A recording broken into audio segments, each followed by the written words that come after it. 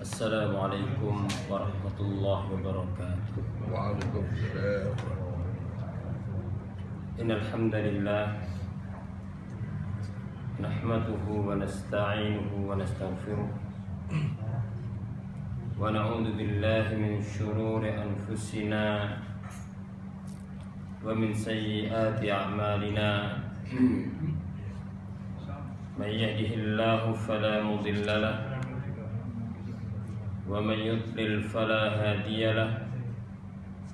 أشهد أن لا إله إلا الله وحده لا شريك له وأشهد أن محمدا عبده ورسوله. اللهم صل وسلم وبارك على نبينا محمد وعلى آله وصحبه أجمعين ومن تبعهم بإحسان إلى يوم الدين. أما بعد. Ma'asyiral muslimin, para jemaah sekalian rahimakumullah.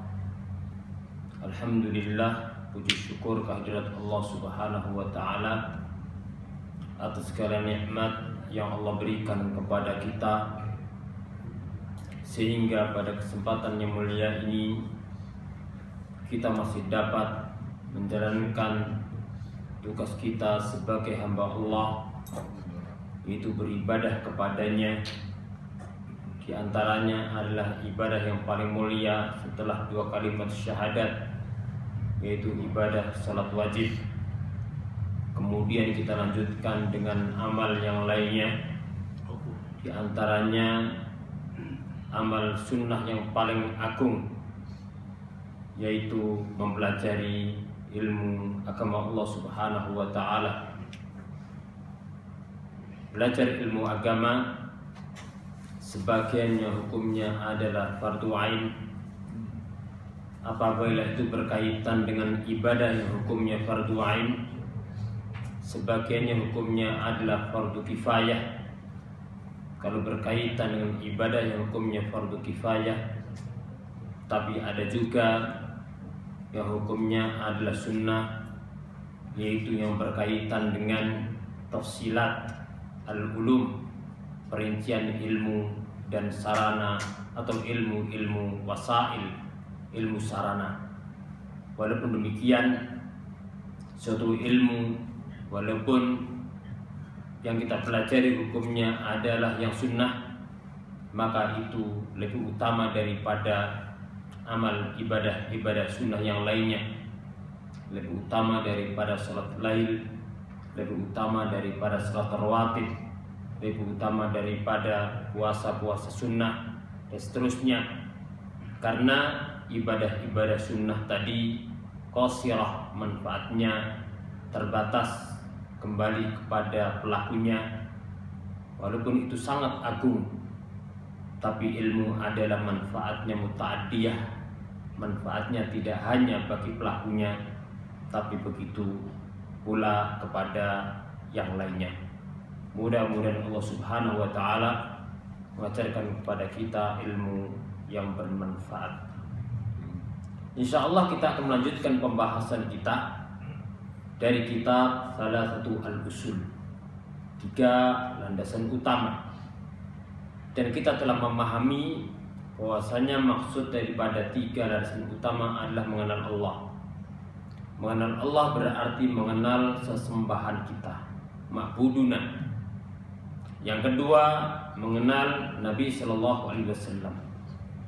Mengenal Nabi kita berarti mengenal al-muballigh dinallah ilaina, yaitu menyampaikan agama Allah kepada kita.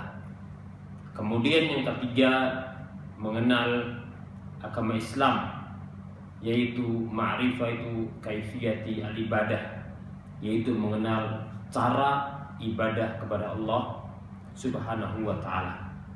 Sekarang al-mu'allif melanjutkan, kata beliau, fa idza qila laka man rabbuk. Dan ini adalah perincian daripada pembahasan 3 yang disebutkan secara global. Sekarang membahas tentang man rabbuk, siapa Rabbmu. Apabila dikatakan kepadamu siapa Rabbmu, Man rabbuk. Maksud daripada man rabbuk adalah man ma'budu, siapa sembahan. Karena ar-rububiyah adalah tastalzimu al-uluhiyah. Ketika kita mengimani Allah adalah Rabb kita, pencipta kita, pemberi rezeki kita, yang mengatur kita dan seterusnya, berarti kita berkewajiban untuk mengimani bahwasanya Allah adalah sesembahan kita secara esa. Maka maksud daripada man rabbuk adalah man ma'budu, siapa sembahan. Apabila dikatakan kepadamu siapa Rabbmu, faqul rabbiyallahu alladhi rabbani wa rabba jami'al alamin bi ni'amihi. Katakanlah, Rabbku adalah Allah. Dialah yang memelihara aku, yang mengaturku, dan memelihara serta mengatur seluruh alam semesta dengan nikmatnya. Wa huwa ma'budi, dia adalah sembahanku. Wa laisa lil ma'budin siwa, tidak ada sembahan selainnya. Ini pertanyaan yang sangat agung, dan ini adalah jawaban yang sangat jelas. Pertanyaan ini akan ditanyakan ketika manusia berada di alam kuburnya. Di dunia manusia hafal pertanyaannya, hafal jawabannya. Apakah setiap yang hafal nanti di alam kubur kemudian dia pasti selamat? Maka jawabannya adalah ketika berada di alam kubur, yang berperan adalah keimanannya. Yang berperan adalah bagaimana seorang hamba mengamalkan tentang ilmunya. Bagaimana dia menyebarkan pengetahuan tentang Allah, tentang Rasulnya, tentang agamanya. Kemudian apakah dia sabar atau tidak sabar ketika seorang mengilmui tentang sembahannya, kemudian dia mengamalkan tidak menyembah kecuali hanya kepada Allah, kemudian dia menebarkan kepada yang lainnya, mengajak ibadah hanya kepada Allah, tidak ibadah kepada selainnya. Kemudian dia sabar, dia sabat, maka insya Allah dia akan mendapatkan ketetapan. Yusabbitullahu alladhina amanu bil qawli tsabit fil hayatid dunya wa yauma yaqumul asyhad. Allah akan memberikan ketetapan pada orang-orang yang beriman dengan ucapan yang tsabit, yang tetap, yang kokoh, yang tidak goyah di dunia maupun di akhirat. Nanti di alam kubur tidak ada remedi. Tapi apakah selamat atau tidak? Selamat. Kita tahu jawabannya di dunia, tahu soalnya di dunia. Tinggal bagaimana kita mengilmuinya, bagaimana mengamalkannya, bagaimana berusaha mengajak orang lain kepadanya, kemudian sabar di atas jalannya. Makanya di awal pembahasan disebutkan oleh mu'allif, yaitu tentang ilmu, amal, dakwah dan sabar. Ilmu, amal, dakwah dan sabar.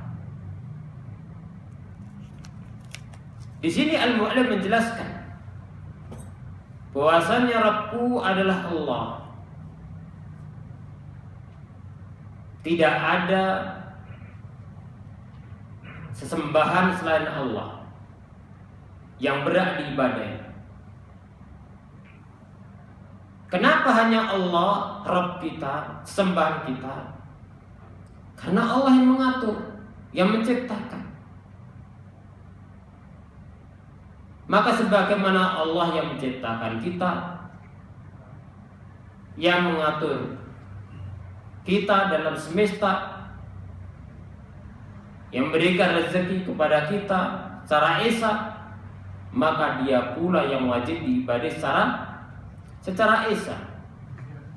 Wa rabb jami'al alamin, seluruh alam semesta Rabbnya adalah Allah, yang mengatur adalah Allah Subhanahu wa ta'ala. Oleh karena itu Allah berfirman, Alhamdulillahi Rabbil Alamin. Alhamdulillah, segala puji. Al di sini istighraq, mencakup segala jenis pujian. Segala jenis pujian adalah untuk Allah, Rabbul Alamin, Lillahi Rabbil Alamin. Rabb yang menciptakan, yang mengatur alam semesta, dan alamin adalah masiwallah. Semua selain Allah adalah alam. Ada alam malaikat, maka mereka semua adalah alam. Ada alam manusia, semua manusia adalah alam. Ada alam jin, semua mereka adalah alam. Ada alam tumbuh-tumbuhan, ada alam hewan, semua mereka adalah alam. Karena semua mereka adalah alam, berarti mereka semua adalah makhluk. Ketika semua mereka adalah makhluk, maka mereka tidak boleh disembah, karena makhluk la yakhluk. Makhluk tidak menciptakan. Yang berhak disembah adalah Al-Khaliq, Allah. Sebagaimana Allah menciptakan secara esa, maka dia yang berhak diberi secara esa. Alhamdulillah Rabbil Alamin. Wa kullu ma siwallahi alam wa ana wahidun min halikal alam. Semua selain Allah adalah alam, dan aku adalah salah satu daripada alam tersebut. Berarti kita bagian daripada alam. Ini menunjukkan maha lemahnya manusia dan maha kuasanya Allah Subhanahu wa ta'ala. Maka seorang hamba apabila menyadari dirinya adalah hamba Allah, menyadari dirinya adalah bagian daripada alam yang berada di bawah pengaturan Allah Subhanahu wa ta'ala, maka tidak boleh sombong, tidak boleh angkuh, tapi harus tunduk, patuh, taat kepada Allah Subhanahu wa ta'ala yang menciptakan kita semua.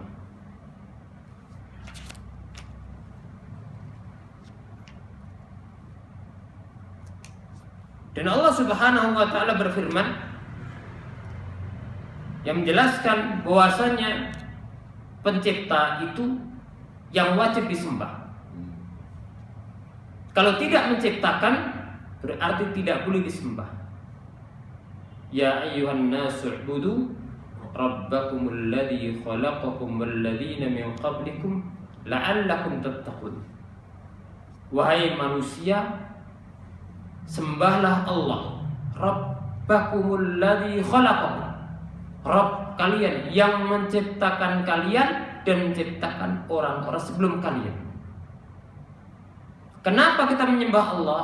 Karena Dia menciptakan. Berarti yang tidak menciptakan tidak berhak untuk disembah. Malaikat, makhluk, ibad, layuk badun, tidak disembah. Para nabi, para rasul, makhlukun, ibad, para makhluk, para hamba, layuk badun tidak pernah disembah. Apalagi yang derajatnya di bawah para malaikat, di bawah para nabi dan rasul Allah Subhanahu wa ta'ala. Manusia bagaimanapun juga salehnya, dia pasti penuh dengan kekurangan, banyak kesalahan, karena sumil insan nisyanihi. Manusia dinamakan manusia karena banyak lupanya, karena banyak kesalahannya. Maka manusia ketika sudah meninggal dunia sangat butuh dengan doa, bukan malah yang hidup minta kepada yang telah meninggal dunia.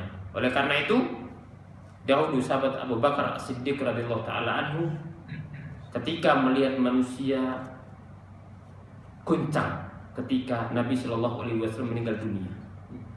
Bahkan sahabat yang hebat-hebat goncang ketika Nabi Shallallahu alaihi wasallam meninggal dunia. Sampai datang Abu Bakar As-Siddiq dengan penuh hikmah, dengan penuh bijaksana, kokoh hatinya, kokoh lisannya, kokoh sikapnya, dengan kesabaran hikmahnya. Maka dia mengatakan kepada para sahabat, "Man kana ya'budu Muhammadan fa inna Muhammadan qad mat." Barang siapa yang menyembah Muhammad, sesungguhnya Nabi Muhammad telah meninggal dunia. Wa man ya'budullah fa innahu hayyun la yamut. Siapa yang menyembah Allah, maka Allah Maha hidup dan tidak pernah mati. Kemudian dibacakan ayat oleh sahabat Abu Bakar, seakan-akan ayat itu baru turun ketika disampaikan sahabat Abu Bakar pada para sahabat, mereka sudah pernah baca ayat tadi, sudah hafal ayat tadi, sudah paham ayat tadi. Ketika ada kondisi yang begitu dahsyat, kadang seorang terjadi kebimbangan, tidak bisa kokoh sahabat seperti kondisi biasa. Makanya kondisi fitnah beda dengan kondisi aman. Oleh karena itu ketika kondisi fitnah, kondisi ada kegoncang-ganjingan, maka seorang tidak boleh gegabah dan tidak boleh tergesa-gesa dalam menentukan sikap, dan harus banyak kembali kepada orang yang lebih berilmu, yang lebih kokoh ilmu, lebih kokoh imannya, lebih kokoh pengamalannya dan pengalamannya. Wa idza ja'u amru minal amni wal khaufi adza'u bih wa law radduhu ila rasul wa ila ulil amri minhum la'alimahu alladhina yastanbitunahu min. Apabila datang suatu urusan berkaitan keamanan rasa takut, kebanyakan manusia adalah adza'u, bisa menyebarkan, nge-share. Ini semua manusia bisa nge-share, nggak bisa ngasih solusi. Bisa menyebar, tidak bisa ngasih solusi. Seandainya mereka mengembalikan kepada Allah dan Rasulnya, seandainya mereka mengembalikan Rasul dan ulul amr di antara mereka, niscaya mereka akan tahu bagaimana istinbatnya. Mereka yang nanti akan mengambil istinbat dari ayat-ayat Allah dan hadis Rasulullah, bagaimana kedudukan dan bagaimana mendudukkan, bagaimana menyikapi suatu perkara. Ma'asyiral muslimin rahimakumullah. Kemudian al-muallif rahimahullahu taala mengatakan, fa idza qila bima arafta rabbak. Setelah ada pertanyaan, apabila ditanyakan kepada siapa Rabbmu, jawabnya Allah, Rabb kita yang mengatur semesta, kita sembahan kita, tidak ada sembahan selainnya. Maka kata beliau, apabila dikatakan kepadamu bima arafta rabbak, dengan cara apa engkau mengenal Rabbmu? Dengan sarana apa engkau mengenal Rabbmu? Bima arafta rabbak. Faqul, maka jawablah, bi ayatihi wa makhluqatihi. Cara mengenal Allah adalah dengan ayat-ayatnya dan melalui perantara makhluk-makhluknya. Al-Imam Ibnu Qayyim rahimahullah ta'ala menjelaskan dalam kitabnya Al-Fawaid bahwasanya ayat Allah itu ada dua.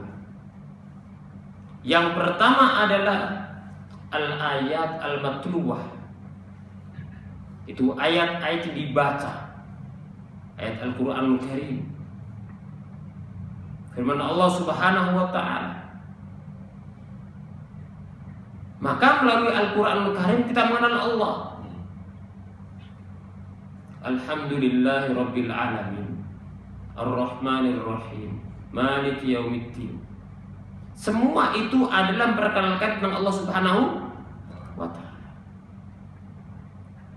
Sampai surat paling akhir, An-Nas, Al-Falaq, terutama Al-Ikhlas. Ini adalah surat-surat yang mengenalkan kita tentang Allah Subhanahu wa ta'ala. Dari Al-Quran dari awal sampai akhir adalah memperkenalkan kepada kita tentang Allah Subhanahu wa ta'ala. Apalagi surat Al-Ikhlas, karena itu dengan sebab turunnya. Ketika orang-orang berkata, "Sifrana rabbak," Muhammad jelaskan kepada kami tentang Rabbmu, maka turun ayat, "Qul huwallahu ahad." Siapa Rabb? Allah. Bagaimana dia? Tunggal. Bagaimana namanya?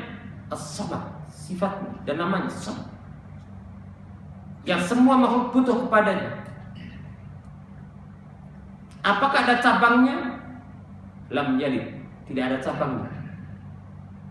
Apakah ada asal usulnya? Walam yulad, tidak dilahirkan. Berarti tidak ada asal, tidak ada far. Ke atas tidak ada, ke bawah tidak ada. Walam yakul lahu kufuwan. Apakah ada yang nyamainya? Walam yakul lahu kufuwan.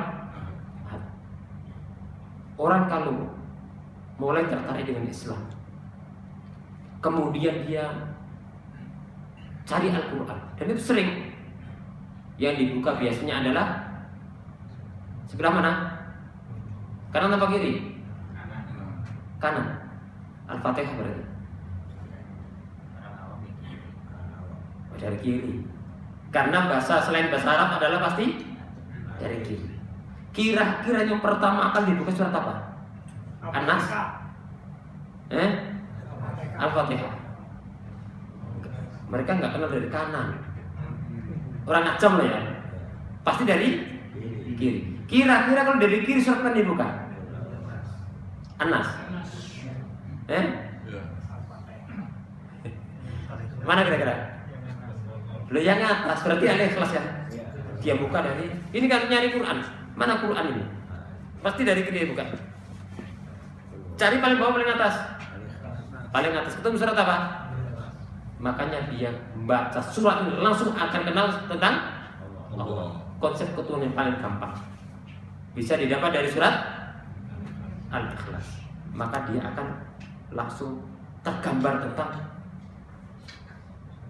sembahan Allah Subhanahu wa ta'ala. Maka akan menjadi kunci baginya untuk masuk Islam. Bismillah. Jadi yang pertama kata Ibnu Qayyim rahimahullahu taala, ayat adalah ayat matluwah. Itu ayat yang dibaca. Yang kedua adalah ayat al-masyhudah. Ayat-ayat yang disaksikan, yaitu para makhluk. Dan di sini al-mu'allif mengatakan cara mengenal Allah adalah yang pertama dengan ayat-ayatnya.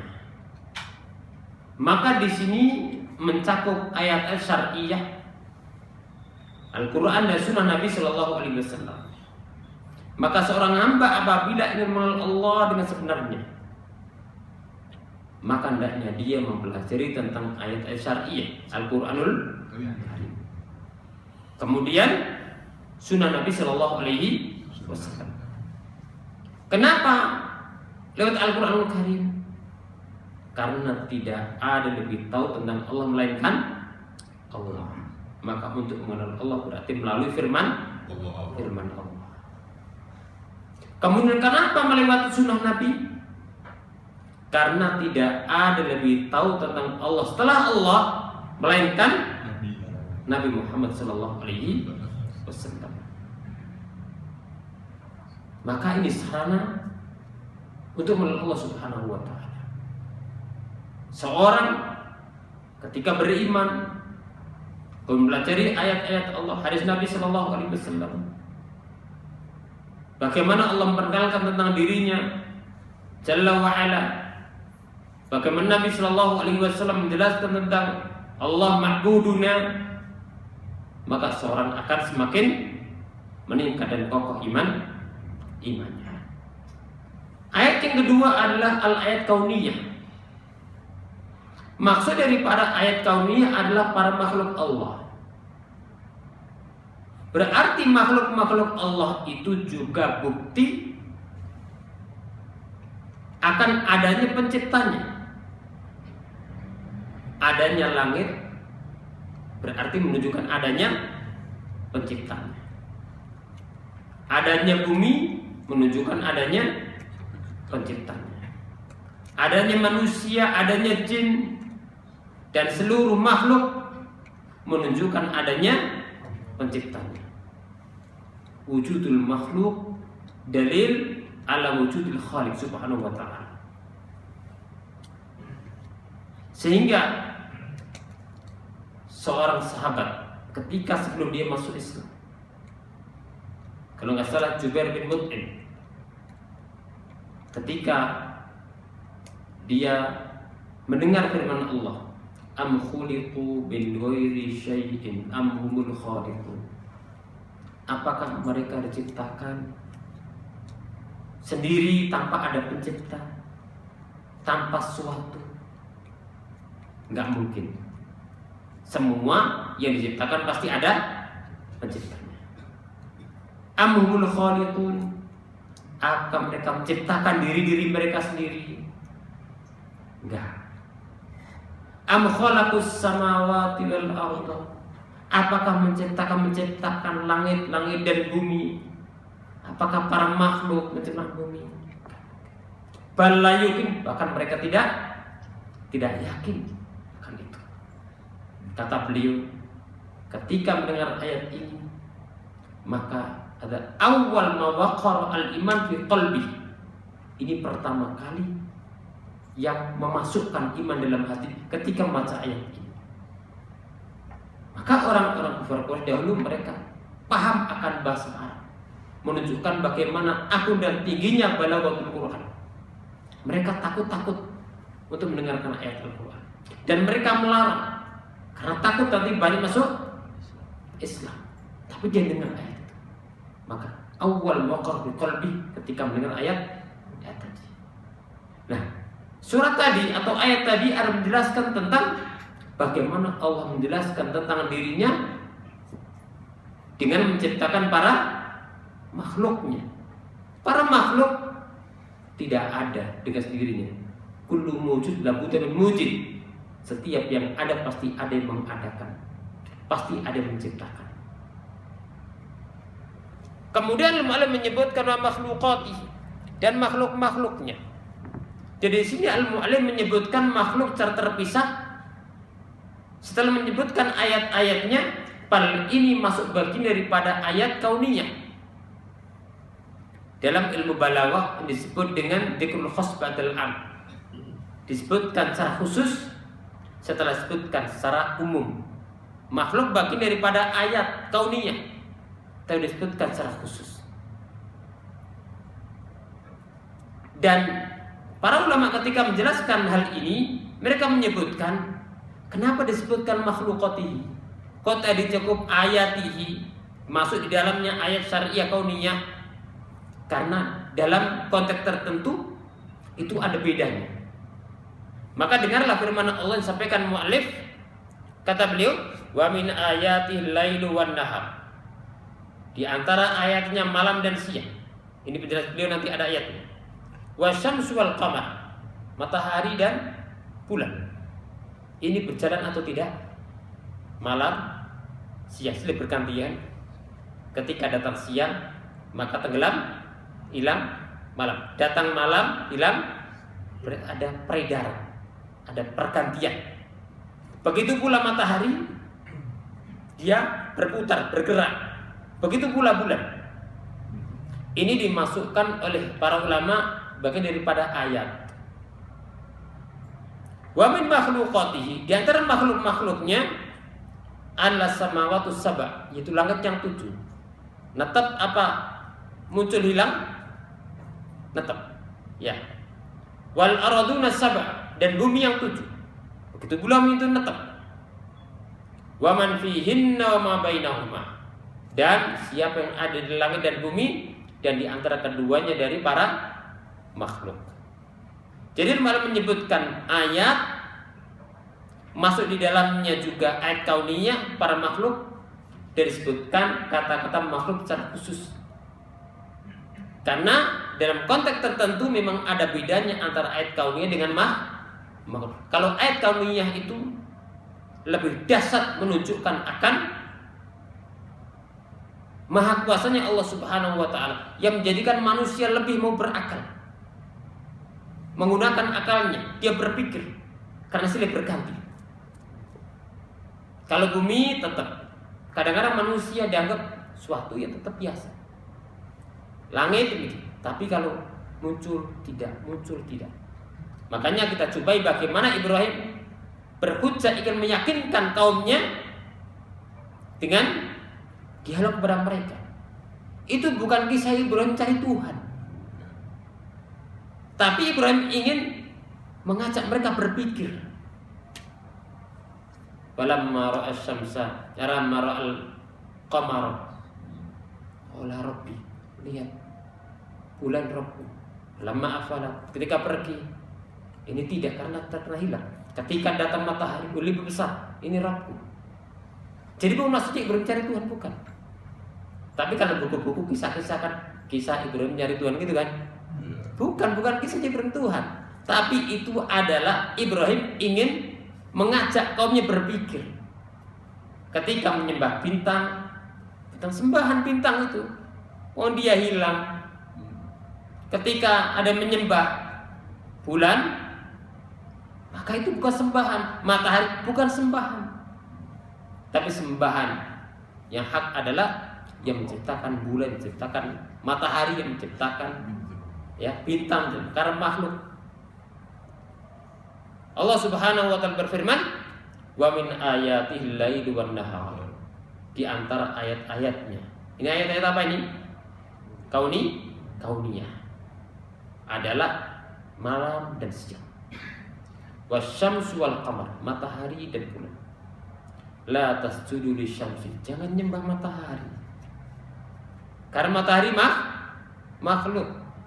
Wal qamar, jangan nyembah bulan. Padahal matahari dan bulan ini makhluk yang luar biasa hebatnya, yang sangat agung, yang berefek pada kehidupan manusia. Tapi Allah larang untuk menyembah makhluk tersebut. Wasjudu lillahi alladzi khalaqahun, dan sujudlah kepada Allah, sembahlah Allah yang menciptakan mereka semua. In kuntum iyyahu ta'budun, jika kalian benar-benar beribadah kepada Allah, maka jangan menyembah malaikat, sembahlah Zat yang menciptakan para malaikat. Jangan doa kepada para malaikat, doalah kepada Zat yang menciptakan malaikat. Jangan ibadah, jangan doa kepada nabi dan rasul, tapi ibadahlah dan doalah kepada Zat yang menciptakan nabi dan rasul. Jangan doa dan ibadah kepada bulan, matahari, manusia yang soleh atau tidak soleh, tapi ibadahlah, doalah kepada yang menciptakan mereka semua. Kemudian ayat berikutnya, inna rabbakumullahu alladzi khalaqas samawati wal arda fi sittati ayyam. Sesungguhnya Rabb kalian adalah Allah. Sini Allah menjelaskan tentang dirinya. Zat yang menciptakan langit dan bumi. Allah menyebutkan khalaq, berarti min makhluqati, yang menciptakan langit dan bumi dalam waktu 6 hari sesuai dengan hikmah. Apabila berkehendak jadi kun fayakun, tapi Allah berkehendak dengan hikmahnya, dengan tadarruj. Tsumma stawa 'alal arsy, kemudian Allah bersemayam di atas arsy. Yughshil lailan nahara yatlubu hafitha, malam menutupi siang. Yatlubu hafitha, saling nyuruh ayo cepat. Ketika malamnya mau datang, ibu siang, jalan cepat. Namanya yatlubu hafitha. Ketika siang mau datang, malam, jalan cepat. Silih berganti. Wasyamsu wal qamar, dan matahari, bulan, wan nujuma, bintang musakhkharatin bi amri. Semua ditundukkan, diatur oleh Allah Subhanahu wa taala, digerakkan dengan perintahnya. Ala lahul khalqu wal amr. Ketahuilah segala ciptaan dan urusan adalah milik Allah. Tabarakallahu rabbul alamin. Maka di sini Allah menyebutkan makhluqat, khalaqat. Padahal ini juga termasuk ayat-ayat al-kauniyah. Jadi ini adalah ayat kauniyah adalah termasuk makhluk Allah. Makhluk Allah termasuk ayat kauniyah, bisa memiliki makna yang sama, tapi bisa juga memiliki si makna yang berbeda.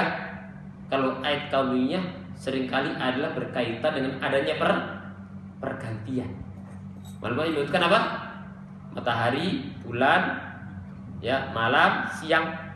Tapi kalau sabitah, makhluk yang tetap, itu lebih dibawa kepada mana yang makhlukat. Artinya juga bisa sama.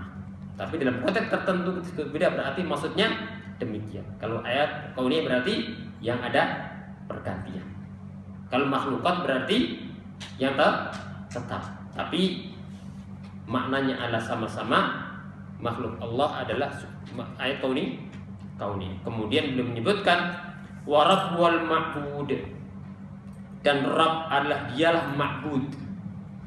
Maksudnya bukan Rabb itu artinya al-ma'bud, tapi Rabb adalah otomatis dia ma'bud. Apabila Allah Rabb kita, berarti Allah adalah sembahan kita. Siapa yang mengimani Allah adalah Rabb-nya, menciptakan tapi tidak menyembahnya, berarti tidak dikatakan sebagai seorang muslim. Seperti orang-orang musyrikin jahiliyah, mereka mengakui Allah penciptanya yang memberikan rezeki, tapi karena tidak mau memurnikan ibadahnya kepada Allah, tapi masih ibadah kepada selain Allah, maka tidak sah pengakuannya dan tidak dikatakan sebagai muslim sampai dia memurnikan ibadahnya kepada Allah dan berlepas diri dari segala sembahan selain Allah Subhanahu wa taala. Dan Allah berfirman tentang hal ini, ya ayyuhan nasu ubudu rabbakumul ladzi khalaqakum walladzina min qablikum la'allakum tattaqun alladzi ja'ala lakumul arda firasyan was samaa'a binaa'a wa anzala minas samaa'i maa'an fa akhraja bihi minats thamarati rizqan lakum fala taj'alu lillahi andadan wa antum ta'lamun. Coba perhatikan ayat ini. Di sini Allah menyebutkan dialah Allah yang menciptakan, maka sembahlah. Makanya Ibnu Katsir mengatakan apa? Pencipta semua makhluk ini, maka dialah yang berhak diibadahi. Pada sebaliknya, yang tidak menciptakan tidak berhak diibadahi. Dan surat ini ada dalam surat Al-Baqarah. Di dalamnya ada perintah. Perintah untuk apa? Menyembah Allah secara esa. Ini perintah pertama dalam Al-Quran. Kemudian di sini mengandung juga larangan. Larangan untuk apa? Fala taj'alul lillahi andada wa antum ta'lamun. Jangan sekali-kali menjadikan tandingan bagi Allah. Larangan untuk apa? Berbuat kesyirikan, menyekutukan Allah. Berarti perintah pertama dalam Al-Quran adalah perintah untuk bertauhid, ibadah murni kepada Allah. Dan larangan pertama kali dalam Al-Quran adalah perintah, larangan dari menyekutukan Allah Subhanahu wa ta'ala. Ini menunjukkan bagaimana agungnya tauhid dan bagaimana bahaya perbuatan kesyirikan kepada Allah Subhanahu wa ta'ala. Ini dapat kita bahas, mudah-mudahan bermanfaat. Aku qouli hadza wa alhamdulillahirabbil alamin. Assalamualaikum warahmatullahi wabarakatuh. Waalaikumsalam warahmatullahi wabarakatuh. Ada yang tanya lah. Mahal ditanya. Tidak ada.